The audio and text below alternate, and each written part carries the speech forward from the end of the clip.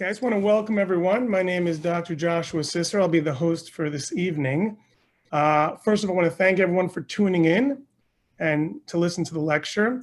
And as we mentioned before we went live here, anyone who's a big college football fan, you're missing the first quarter, maybe half of Alabama, Georgia, so thank you for that. I also want to thank, of course, Dr. Offit for coming. He was very generous to volunteer his time and to speak with us. It really speaks to who he is as his character as both a person and a physician.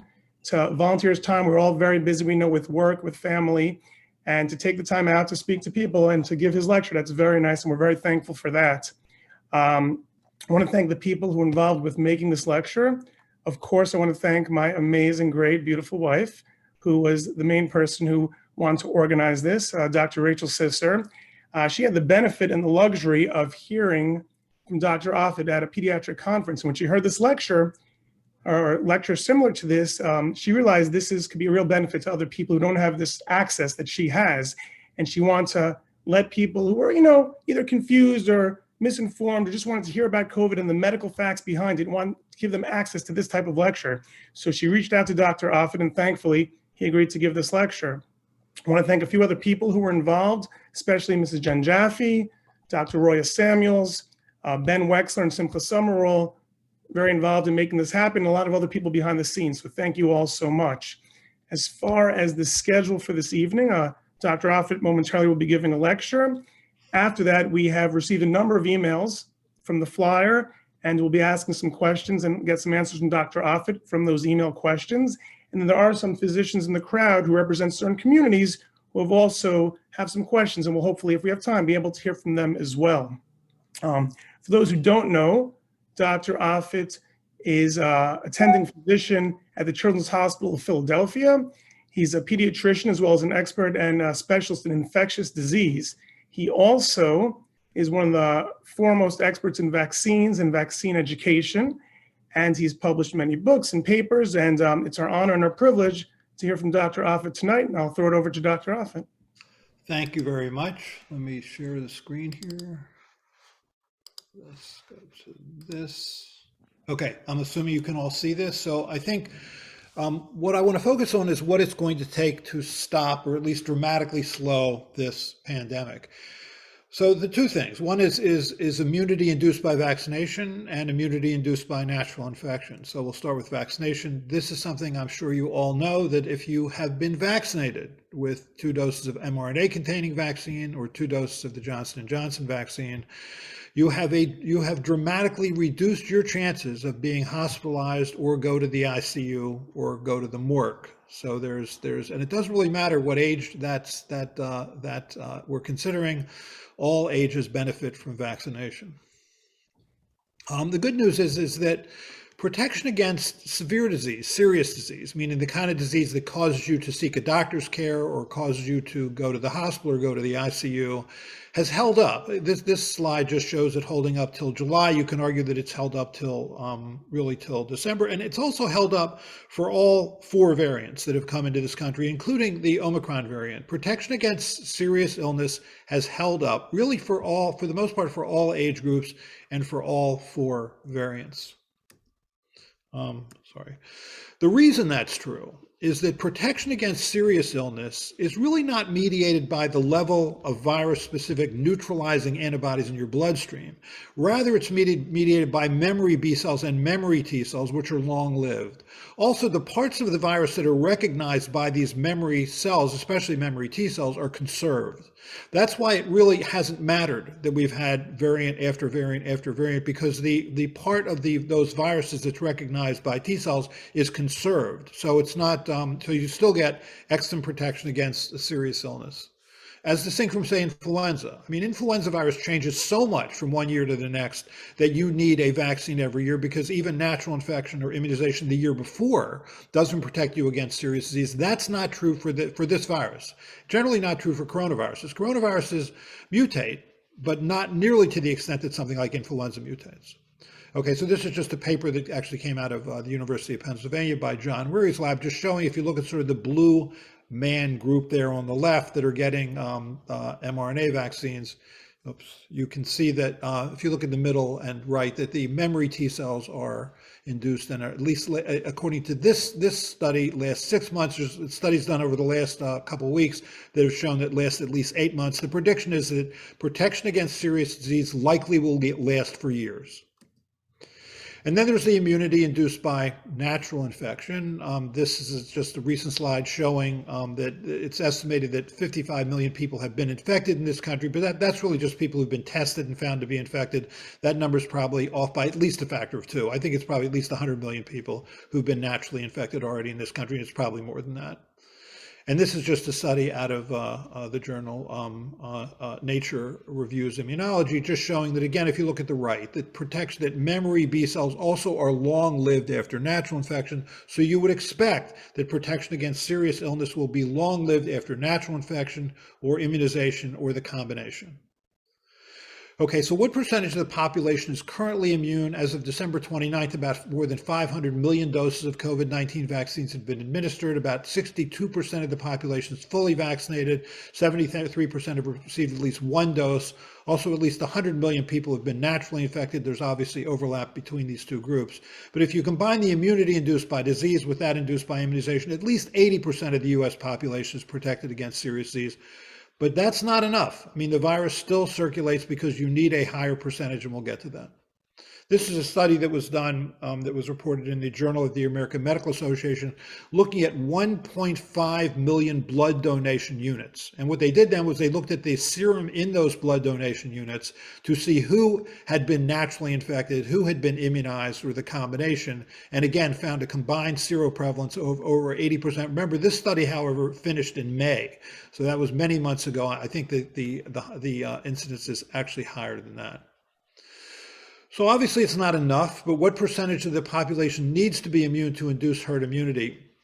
This is a slide from the CDC showing that the so-called contagiousness index, or R0, of the Delta variant was between 5 and 9. So what the contagiousness index means, what the R0 means, is that if you assume an R0 of 5, that would mean that if I'm infected, if I'm contagious, and I go about my normal day, and everybody I come in contact with is susceptible, I'll infect 5 more people.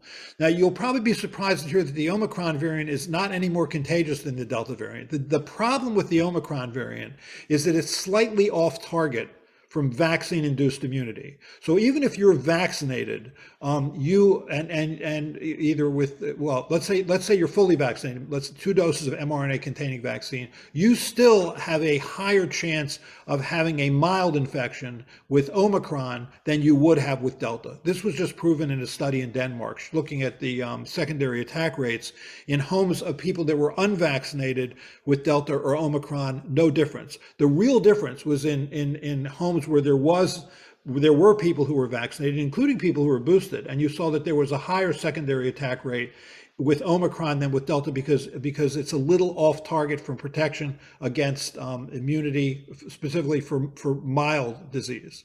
So what the booster really provides, I mean, for healthy young people, I think for people who are over 65, they should get a booster. For people who are living in long-term care facilities, they should get a booster. For people who have high-risk medical conditions, they should get a booster. But for healthy young people, what that booster provides, now that it's recommended by the CDC for anybody over 12, it provides about 3 to 4 months of protection against mild disease. That's what the booster provides.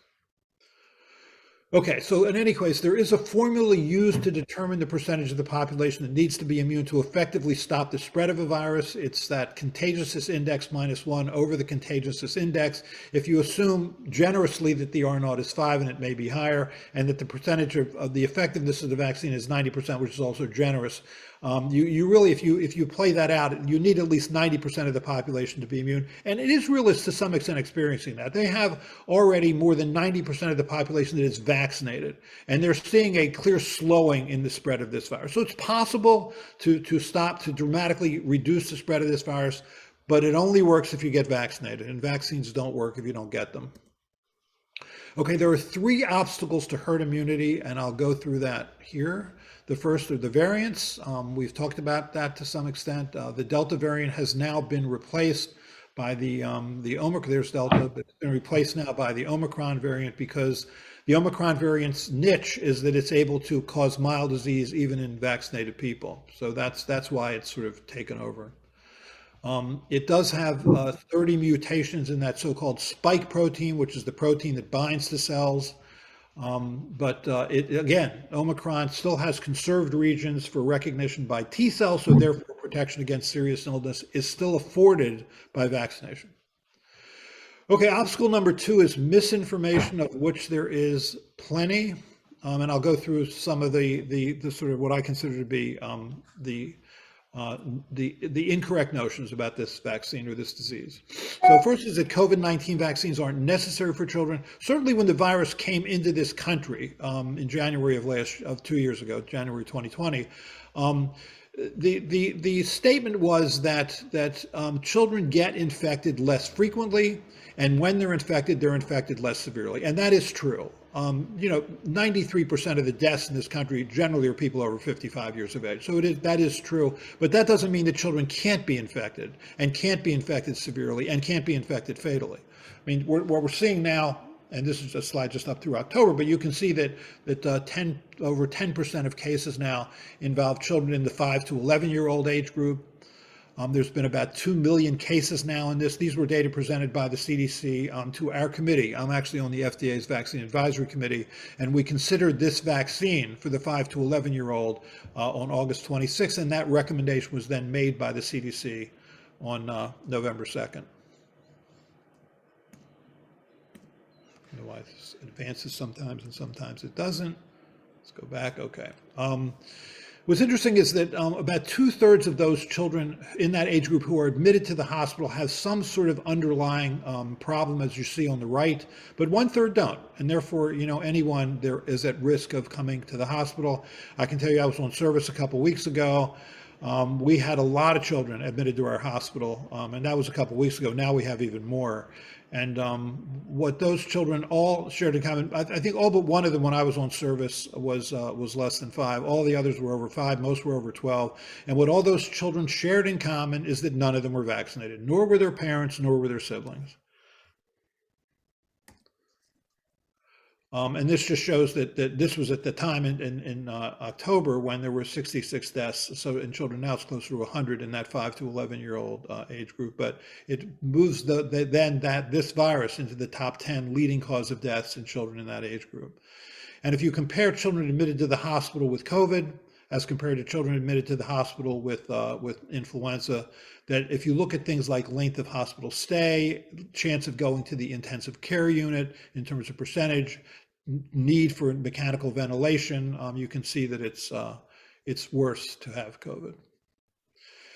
There's also a disease called multisystem inflammatory disease of children, which is really a post-infectious inflammatory problem. Children typically between 5 and 11 years of age with a median at about 9 years of age, usually they have a trivial infection, often an asymptomatic infection, that's just picked up serendipitously because they'd been exposed to a friend or been exposed to a family member. And then a month later, they come back with high fever with evidence of pneumonia, liver disease, kidney disease, heart disease, and it can be a fatal illness. This is really the horror of this virus, was that it actually causes you to make an immune response to the lining of your blood vessels. And it's in part also because that SARS-CoV-2 spike protein is damaging to blood vessels when it's released. And I'm going to get to the fact that the protein, the SARS-CoV-2 spike protein on the virus is dramatically different than the SARS-CoV-2 spike protein that's made by vaccines, and we'll get to that. So this just sort of summarizes what I said, about 2 million cases in this 5 to 11-year-old age group, 8,300 hospitalizations, thousands of cases of this post-infectious inflammatory disease, and almost 100 deaths, which is more than that now. And I think what children really suffer, frankly, the most more than any other group is the isolation that comes with not having been able to go to school. The lack of socialization, I think, has been really hard especially for them. Okay, the next, and this is a common question that I get asked, that COVID-19 vaccines decrease fertility. So this fear was born when 2 researchers petitioned the European Medicines Agency. So the European Medicines Agency is like the FDA equivalent in Europe, to withdraw approval for COVID-19 vaccines, claiming that the SARS-CoV-2 spike protein, which is the protein that you make when you're given these genetic vaccines, like the mRNA vaccines of Pfizer or the mRNA vaccine of Moderna or the vectored virus vaccine of Johnson & Johnson, that protein is similar to a protein that exists on the surface of placental cells called syncytin-1. So that what's happening then is when you make an immune response to the spike protein, you're inadvertently also making an immune response to your own placenta. First of all, that's wrong. They're not genetically similar. It's like saying that you and I have the same social security number because they both contain the number 5. Second, they are immunologically distinct. So it's not true that you're making an immune response to your placental cells, and there's abundant evidence for that. First is, although pregnant women were excluded from the vaccine trials, nonetheless, there were 36 pregnancies that happened during those phase 3 mRNA trials.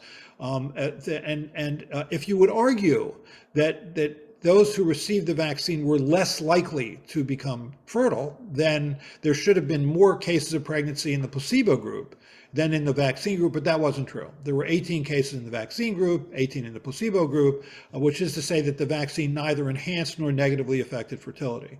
Also, if you're arguing that antibodies directed against the SARS-CoV-2 spike protein are also reacting to your placenta, more than 100 million people have been infected over the last couple of years with that virus, and there should have been a decrease in the birth rate, which also wasn't true. So this was just wrong. But you know, like all of these sort of anti-vaccine tropes that get out there, it's just hard to make them go away. It's hard to unring the bell. I think once you've scared people, it's hard to unscare them.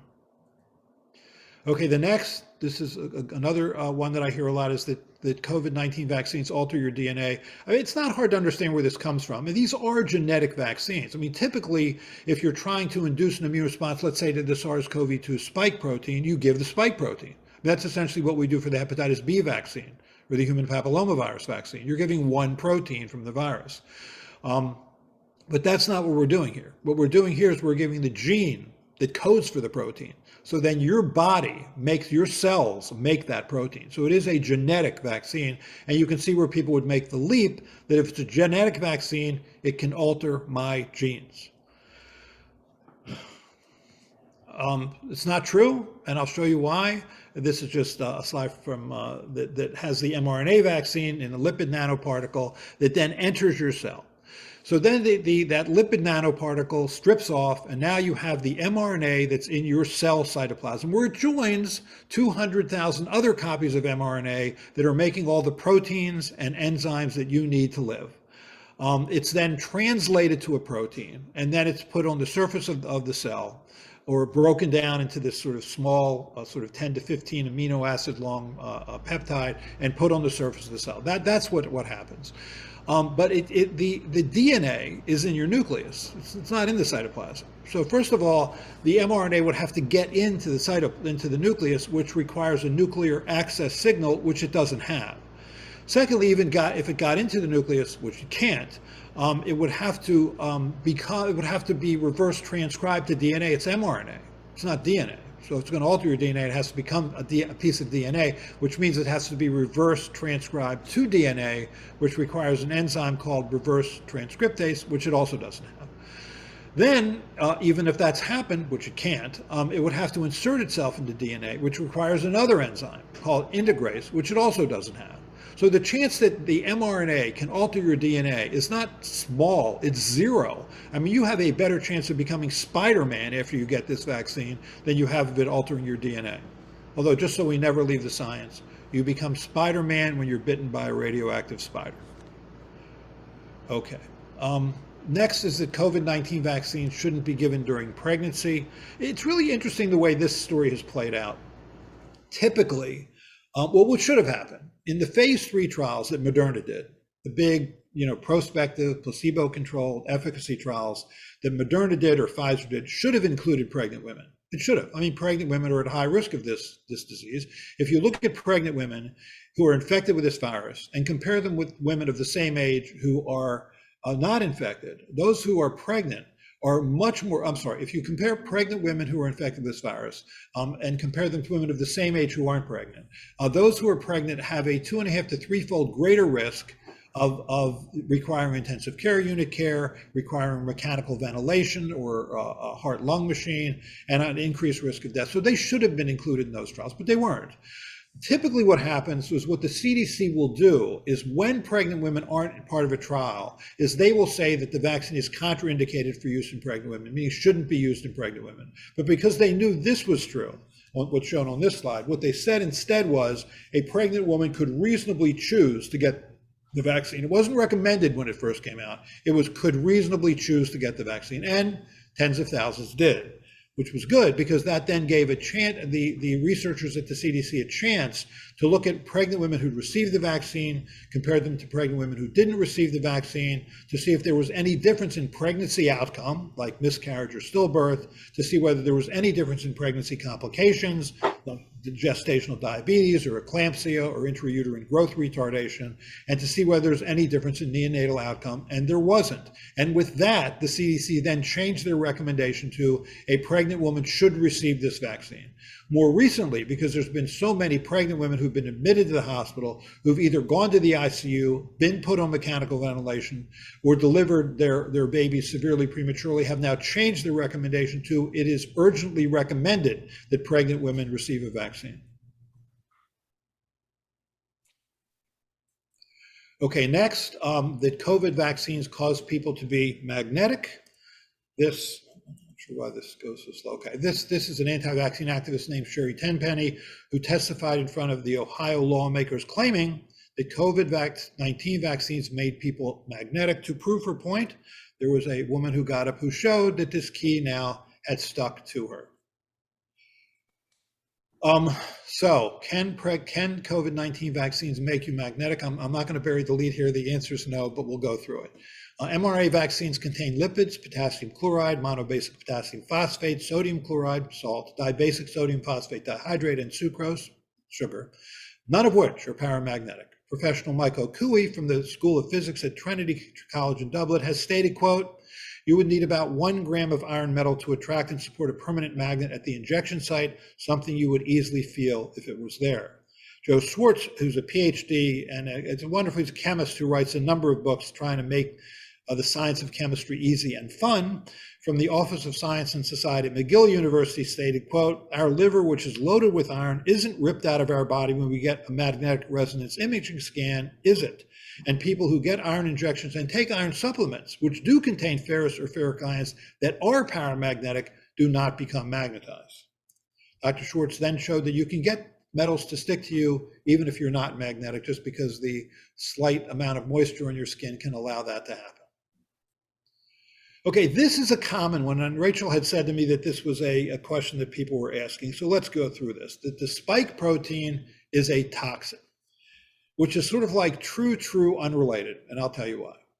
So this is one of many people. Another one is Robert Malone, who sort of puts out there the notion that the spike protein is causing damage. What Brittle said was, quote, "Terrifying new research finds that the vaccine spike protein unexpectedly is in the bloodstream." Actually, about 1% of the spike protein that's made is in the bloodstream. That's actually not unexpected.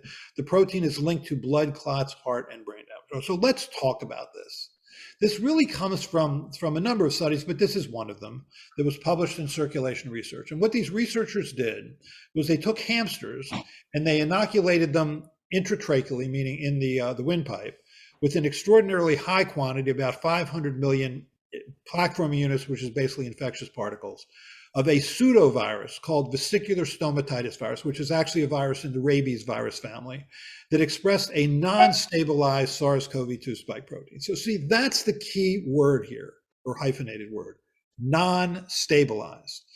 If you take the virus, there's a picture of SARS-CoV-2 virus. If you look on its surface, those little red things are the spike protein. And there's 25 or so spike proteins on the surface of a virus. And it's the spike protein that attaches to cells. This is an electron micrograph showing the virus attaching to cells. Now, what's important is the only way that virus can enter cells is if the spike protein is cleaved or cut, hence proteolytic activation, meaning proteolytic meaning cuts the protein, cuts that protein. So then it becomes a different protein, essentially. It goes from this pre-fusion state to a post-fusion state where it fuses with the membrane of the cell, and then that allows the virus to enter the cell.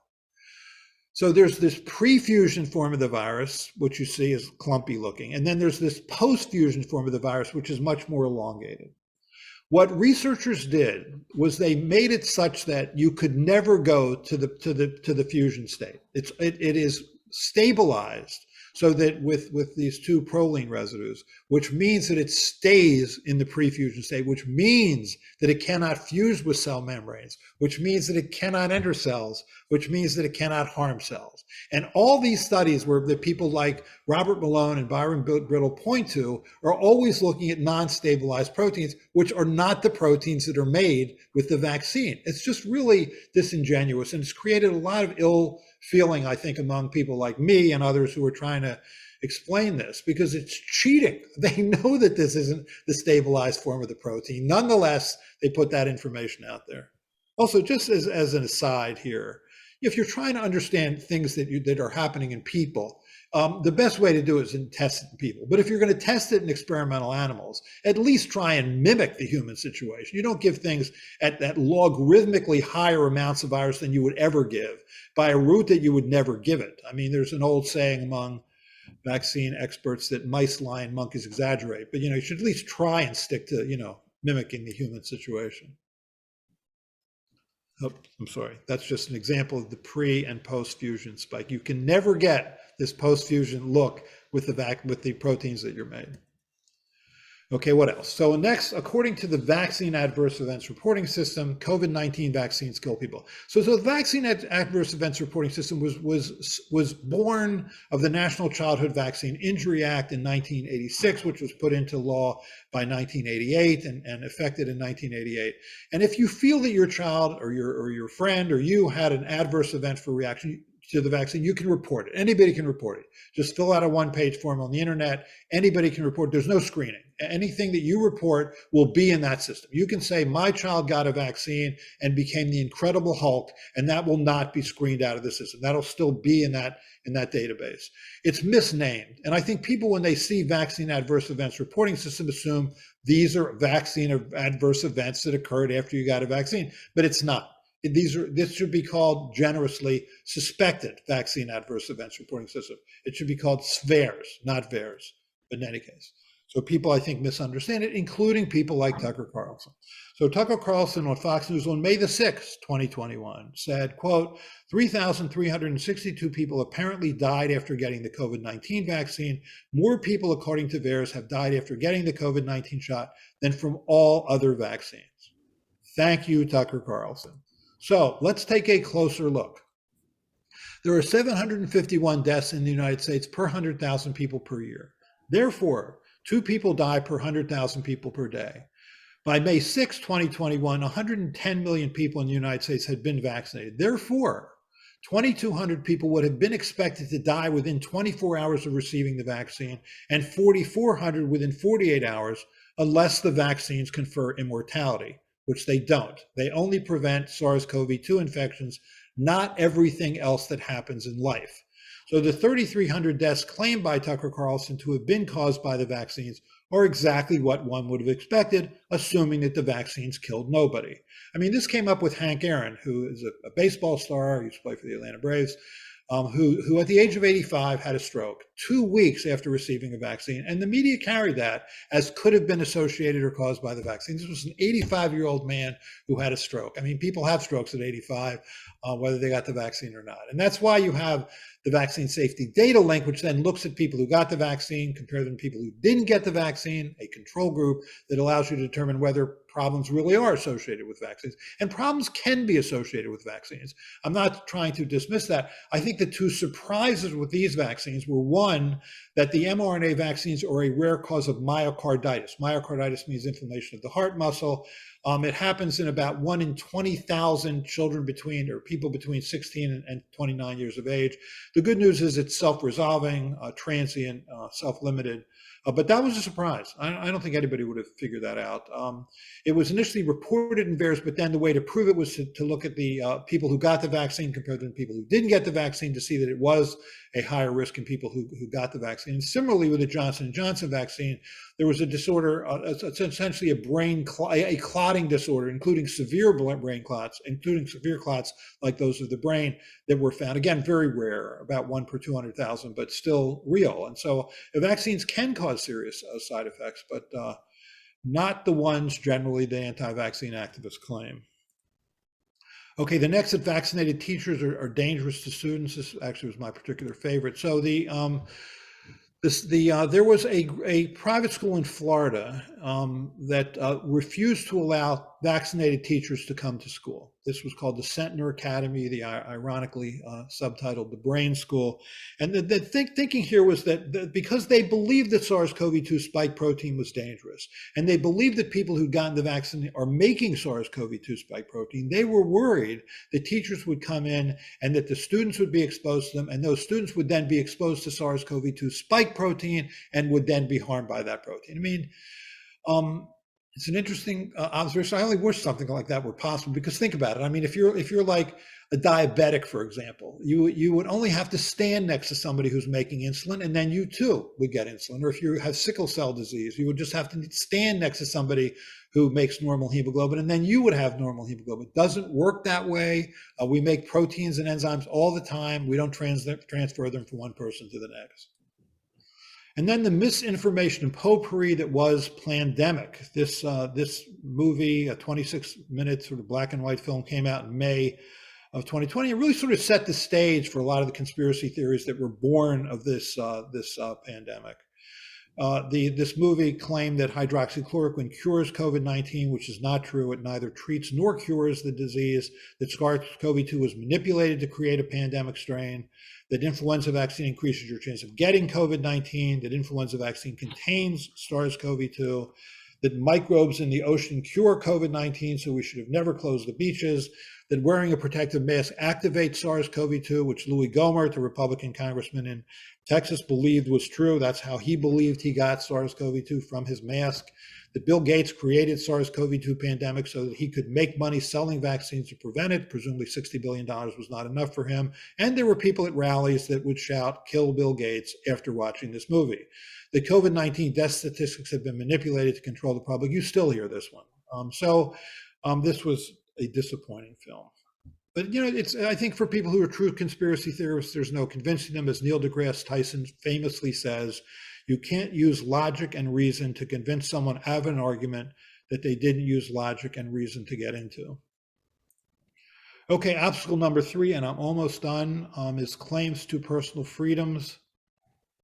Oops. So this is what you hear, you know, from people like Kyrie Irving, who's willing to give up $17 million of his salary to not play home games for the Brooklyn Nets because of bodily autonomy, personal freedom. It's my right.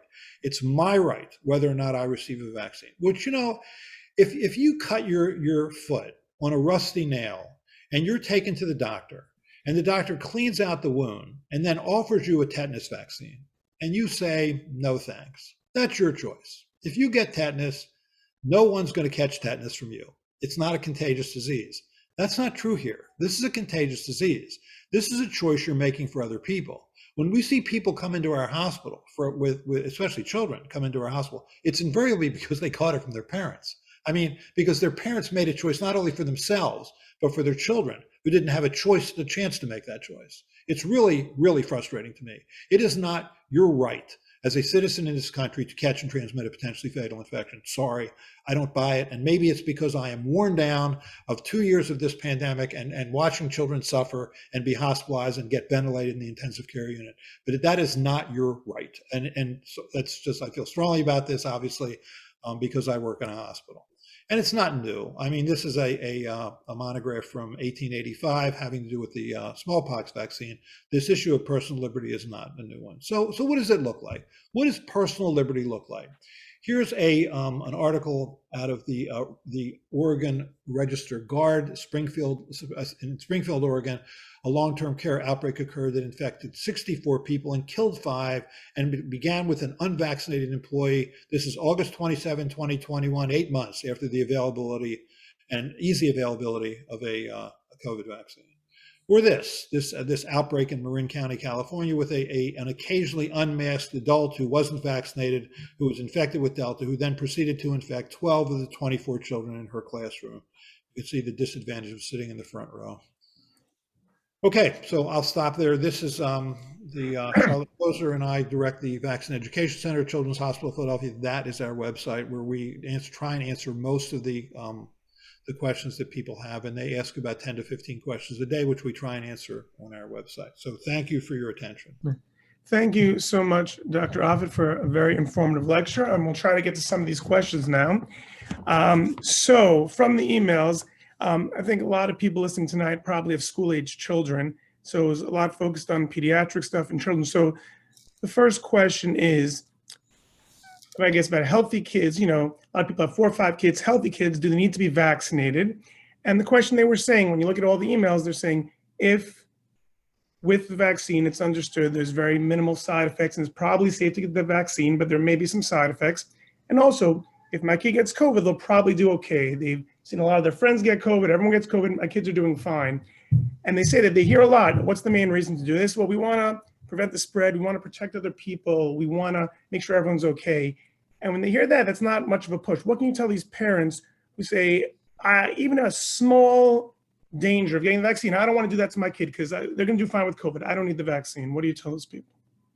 Well, I certainly agree that you can't make a case to a parent that they should vaccinate their child to protect others. I think the case that you make to a parent is they should vaccinate their child to protect their child. I showed the data on the 5 to 11-year-old. I mean, there were, at that time, at the end of October, there were 8,300 children who'd been hospitalized in that age group. There were about 100 who had died. This was then. In children less than 18 years of age, there's been more than 1,000 deaths. I mean, that's more than the number of deaths that we saw every year, say, with measles. That's more than the number of deaths that we see in children from influenza or chickenpox. I mean, that for which we also have vaccines. So you're right. I mean, I think that the choice not to get a vaccine is not a risk-free choice. It's just a choice to take a different risk. The goal of a parent is not to avoid any risk. The goal of a parent is to take the least risky choice possible, and that's getting a vaccine. And you'll probably get away with it. You'll probably get away with not watching your child suffer or be hospitalized or go to the ICU, but you might not. And there is no reason to take the greater risk.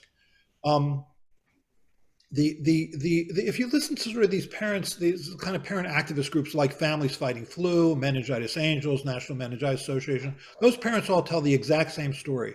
I can't believe this happened to me. And so when that happens to them, they become vigorous activists for educating about the disease, educating about the vaccine. Take the lesser risk. I mean, I think I am educated about vaccines. I mean, I've been working on vaccines for the last 40 years or so. I couldn't wait to vaccinate my children. I mean, or myself. I mean, it's put yourself in the safest position possible. Even if, so certainly myocarditis for the mRNA vaccines was a surprise, but it's rare. I mean, it's 1 in 20,000 and it's transient. And remember, the virus also causes myocarditis at a much greater rate, and it's much more serious. And not only does the virus cause it, but MIS-C, this post-infectious inflammatory problem, half those children have myocarditis, and it can be a fatal form of myocarditis. There is no reason to take that risk.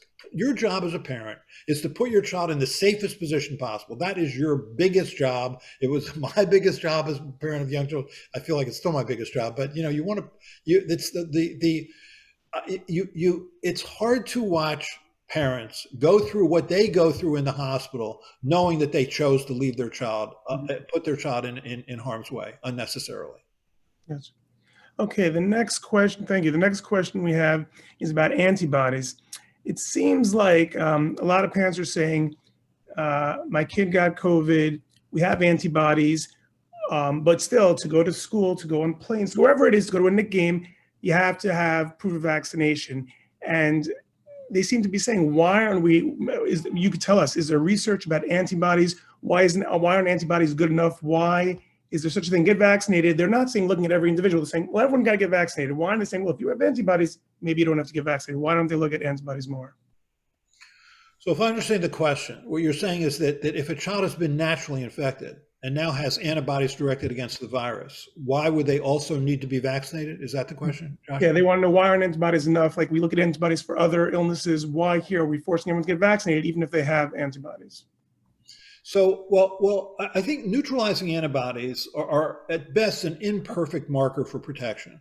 If you really want to know how well protected you are, and this is not a commercially available test, what you should do is you should measure the level of circulating memory B and T cells. Unless you work in a research lab, you're not going to know that. There are certainly people who are well protected, having very low levels of neutralizing antibodies, and people who may not have long-term protection, even though they have neutralizing antibodies. So we look at neutralizing antibodies because we can, because it's the easiest thing to look at and it's commercially available. But really what you want to know is memory B and T cells. I mean, I was fortunate enough to be part of a team at Children's Hospital Philadelphia that created the rotavirus vaccine, Rototec. I mean, I'm a co-inventor of the Rototec vaccine. When that trial was done, that was a prospective, placebo-controlled 70,000 infant trial. It was done over 11 countries in a 4-year period. And so there were many children who were protected by the vaccine, but some who weren't, who despite getting the vaccine were not protected. We had serum on all those children, on all those tens of thousands of children, and could not find an immunological correlate of protection. So antibodies, and we had antibodies, we looked at neutralizing antibodies, we looked at binding antibodies, we looked at antibody isotype, meaning IgG, IgA, and we couldn't find it. So antibodies are not the be all and end all. And so my feeling is that if you've been naturally infected, it really probably depends on the level to which you were naturally infected. What surprised me actually on October 26th, when we were presented data about whether we wanted to agree with allowing the company Pfizer to distribute this vaccine for 5 to 11-year-olds, CDC presented data showing that 40% of 5 to 11-year-olds had antibodies, meaning were seropositive, which is to say they'd been asymptomatically infected. Is that enough? Is an asymptomatic infection enough to provide high levels of memory B and T cells so that you know years from now you're going to be protected? Because the one argument I would make to parents is, we are going to be living with this pandemic for years, if not decades. I mean, think about it. We give children in this country a polio vaccine every year. Why? We haven't had polio in this country since the 1970s. We give it to every child in this country every year. We try, because polio still exists in the world, still exists in Pakistan, still exists in Afghanistan. We are going to need to have a highly protected population for decades, would be my guess. And children grow up. And I think the good news about this vaccine is that if you get 2 doses of an mRNA-containing vaccine or 2 doses of Johnson & Johnson's vaccine, if you're older, you are going to be protected, I think, for years. So do it now. This is the way I see it. Another question that was coming up a lot in the emails was talking about the boosters. So the idea and the effectiveness of the booster, as we see now, I guess with Omicron especially, people who got vaccinated, unvaccinated, vaccinated, it's still affecting them, and it's spreading a lot. The booster and the recommendation, people are saying, we need to give these people boosters with the risk-benefit analysis. When you look at getting a vaccine, getting this booster versus not, does it still have that same push as it was in the beginning to get the booster for children? Here's what I would say. It's what a booster, I think a booster should be given to people over 65. Because I think it will decrease their incidence of having serious illness. I think a booster should be given to residents of long-term care facilities for the same reason. I think a booster could reasonably be given to people who are at high risk of being hospitalized. But I think that what a booster buys you otherwise, and I don't know if you've been following, but I've written op-eds in the Washington Post, in the Philadelphia Inquirer, and I've certainly been on television saying this, and have gotten a ton of hate mail actually from pro-vaccine people, which now bounces it because now I can get hate mail from pro-vaccine people and anti-vaccine people. I was not in favor of booster dosing for healthy young people. I wasn't. I thought what that buys you, it buys you 3 months of protection roughly against mild illness. And I think it creates this unrealistic expectation. I think the biggest communications error that we made with this vaccine was on July 4th of 2021, last year, because there was an outbreak in Provincetown, Massachusetts. Thousands of men get together, celebrate July 4th. About 80% of them were vaccinated. Nonetheless, there's an outbreak. So 346 men who were vaccinated get COVID. 4 of them were hospitalized. That's a hospitalization rate of 1.2%. That's a win. Good job. That vaccine is doing its job, protecting, virtually everybody from hospitalization. The rest had asymptomatic or mildly symptomatic infection. The mistake I think that the CDC made when they reported that outbreak was ever calling those mild and asymptomatic infections breakthroughs. That's not a breakthrough. A breakthrough is a failure. That's not a failure. What you want from this vaccine is what you want from every vaccine, is protect against serious illness. If you're going to try and protect against mild illness, you're going to be giving a lot of boosters. And I think that's not the way to go. I mean, we give a yearly flu vaccine because you are not protected against serious disease the next year. I think if you get 2 doses of an mRNA-containing vaccine as a young person, you are likely protected against serious illness, I think, for years. So I didn't really agree with the boosters. I thought that I don't know if you've seen the meme, there's this sort of card that's going around now called Pfizer loyalty card, where it's got like a little punch card. After your 8th booster, you get like a free pizza. But so I feel like that's kind of where we're heading. There's a meme actually in Israel where it has a sleeve. Rochelle Walensky, the head of the CDC, she called me the other day, and we talked about this issue, but she sent me a little meme where you have like a little flap on your arm where you can sort of bring it down and put it back up again to get your shot. I just think we've created this unrealistic expectation for this vaccine where we're trying to protect against mild illness. It's like this war against mild illness in young children and young people, which I just don't agree with, but I'm in the minority on this. There's another question about people haven't heard a lot about public health experts speaking about preventive measures. Maybe you have heard about other things to help prevent COVID, whether it's vitamin C, vitamin D, other treatments. Can you speak a little about that? Are there other things people can be doing to try to help prevent spread that aren't the vaccine, in addition with the vaccine? Sure. I think you should be as healthy as you can. I mean, I think you should eat well and try and be healthy. But in terms of providing specific protection, there's only 2 ways to become immune to this virus. One is to be naturally infected, and 2 is to be vaccinated. I mean, to develop specific immunity, that's the only way you're going to do that. So I think the only thing in there that's been studied has been vitamin D to see whether or not it seems to treat or prevent disease, and there's no evidence that it does, nor would you expect it to, frankly. And vitamin C, I blame Linus Pauling for this. I mean, he very early on said he thought vitamin C treated the common cold. There are 50 studies showing that vitamin C neither treats nor prevents the common cold, and it's never going to die. You can do 500 studies. People are going to think this is true, and they take vitamin C for their colds. So I don't know. I mean, I don't think it hurts. I just don't think it's going to help. You touched on one of this a little bit, but in a lot of the communities, I think listening to this lecture, there was a lot of talk early on about hydroxychloroquine and ivermectin. A lot of people thought it got political, this, that. Are there any studies, especially, I don't think you mentioned about ivermectin, about any of those medicines doing anything with COVID? Well, so hydroxychloroquine was actually approved through emergency use authorization in April of last year by the FDA. I think there was a lot of arm twisting. There was a woman, I think she was in Israel actually, who had claimed that she had treated 350 people with hydroxychloroquine and no one had died. And so it was studied. I mean, there was probably about 10 studies now looking at hydroxychloroquine. It doesn't work to treat or prevent the disease. It's an anti-malarial drug. What it also does is it can cause arrhythmias, meaning heart arrhythmias, and occasionally fatal heart arrhythmias, as was shown in a Veterans Administration study. So the FDA then withdrew their emergency use authorization a few months later. It should have never been authorized. I think that was the FDA bowing to political pressure. Ivermectin, which is a sort of anti-parasitic agent that's used often for horses, it hasn't been well studied. It doesn't make sense, frankly, that it would work. It also has side effects, mostly gastrointestinal side effects.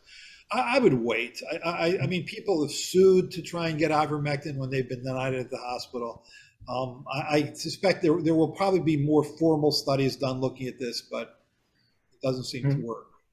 There's the Prozac, actually. At least one study does show that Prozac's of value. I would like to see that formally studied as well. But now you have antivirals. You have antivirals like Paxlovid and Molnupiravir, which, made by Pfizer and Merck, which given in the first few days of illness are clearly of value, especially Paxlovid. Another question is from the emails that initially we were told that vaccinated people cannot spread COVID. With Omicron, we see that vaccinated are catching and spreading COVID as well. There are other vaccines coming down the pipeline. Also, there were comments about a Walter Reed vaccine, a single shot against SARS-CoV variants. And also, I think even on the news today, they're talking about an mRNA vaccine for Omicron. What do you think about these new vaccines to possible new variants? Let me try and set expectations. This is a mucosal infection, like rotavirus, like whooping cough, like influenza. You are, I think, never going to make a vaccine that will, for any long period of time, protect against mild illness. You won't. That's not the goal. The goal is to protect against severe illness. And the reason is I think we were seduced in many ways by those phase 3 studies that were presented to our committee last December. So because what you saw was 95% efficacy against mild disease. And everybody went, great, 95% efficacy against mild disease, sign me up. There's no way that was going to last. And the reason is that those studies were 3-month studies. I mean, those participants had recently received the second dose.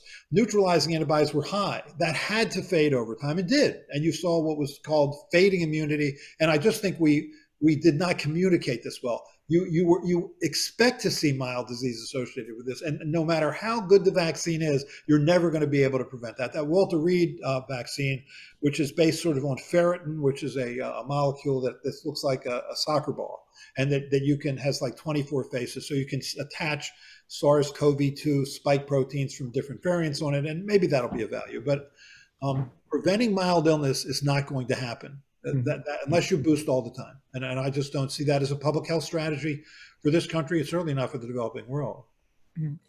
Let me just say one other thing. Sure. We are not going to boost our way out of this pandemic, and we are not going to test our way out of this pandemic. The only way we're going to get out of this pandemic is to vaccinate ourselves out of this pandemic. Israel has shown that. I think there's no reason we can't do it, but there's just a percentage of this population who simply refuse vaccination, and they are putting themselves and others at risk. And until we figure out a way to get past that, we're going to be dealing with this pandemic. And we'll be dealing with it over the winter. I mean, if you look at last winter, despite the fact that most people hadn't received the vaccine, despite the fact that many people hadn't been naturally infected, so population immunity was low, you saw a clear decrease in cases, not so much cases, but in deaths and ICU admissions by mid-February. And that was with having very little population immunity. Now we have a lot of population immunity. I would be shocked if we didn't have a dramatic decline with Omicron by end of January, mid-February. I really would be, because that happened even last year.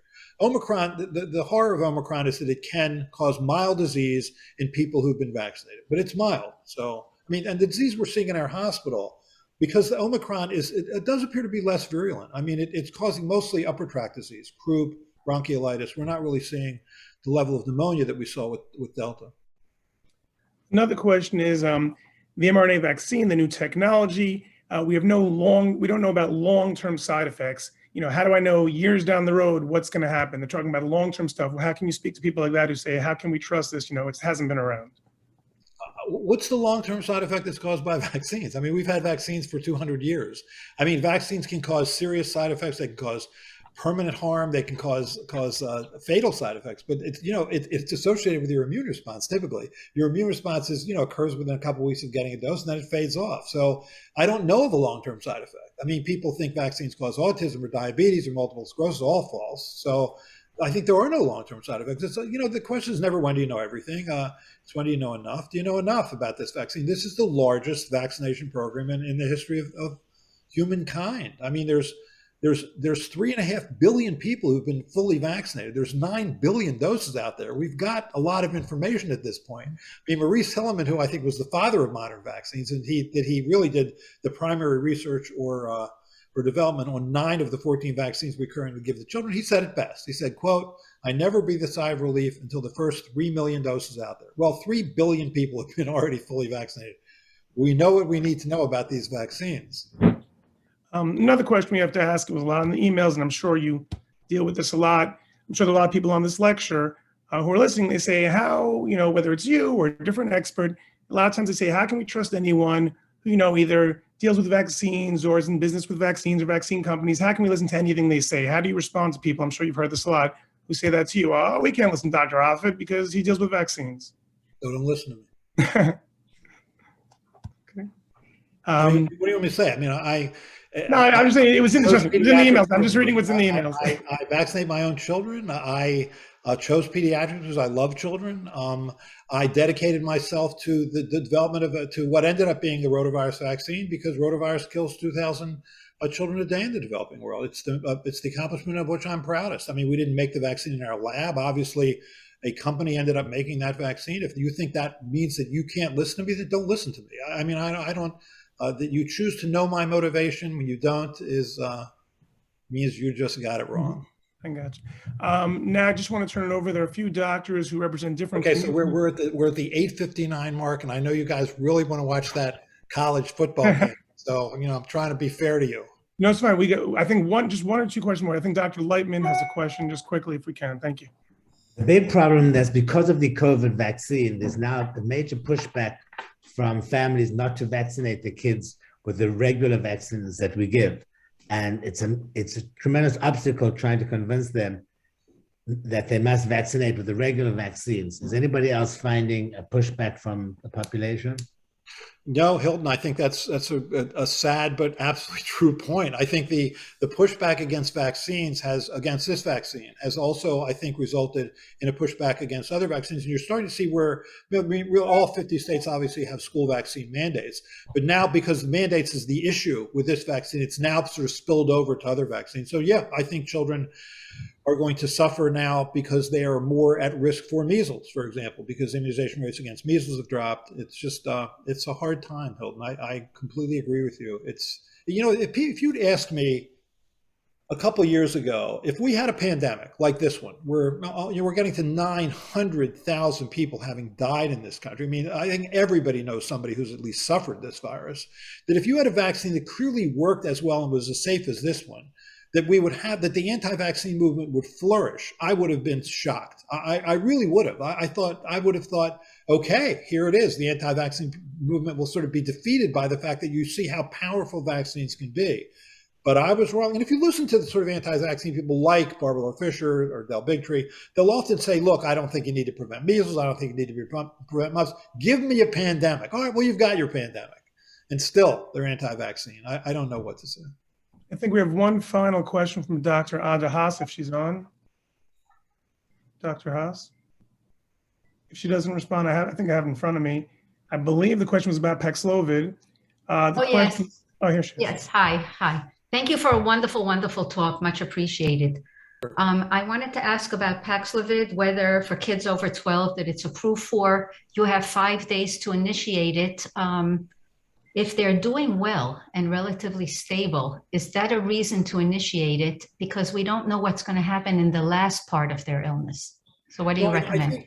No, that's a great question, Ada. I would say this, what we do in our hospital is if we have a child who is at high risk, meaning over 12-year-old who's at high risk of having severe disease for whatever reason, immune compromised, stem cell transplant, organ transplant, cancer chemotherapy, whatever, and is early in infection, then we can treat them. We often give them monoclonal antibodies is the other thing that we would do.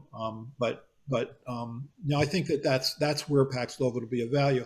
You're going to learn about Paxlovid over time, and I'm sure when thousands of people become millions of people and tens of millions of people, you may find out that there are side effects with Paxlovid we don't know about yet, because that's always true. I mean, I think the price of the knowledge always comes at some level with the human price. The good news is I think we've already learned that for vaccines. I think we may yet learn it for the antivirals. Thank you. I want to thank you again, Dr. Offit, for all your time, and thank you for such an informative lecture. And I guess we'll let everyone go and enjoy the rest of your night. Thank you. Good luck all. Stay safe.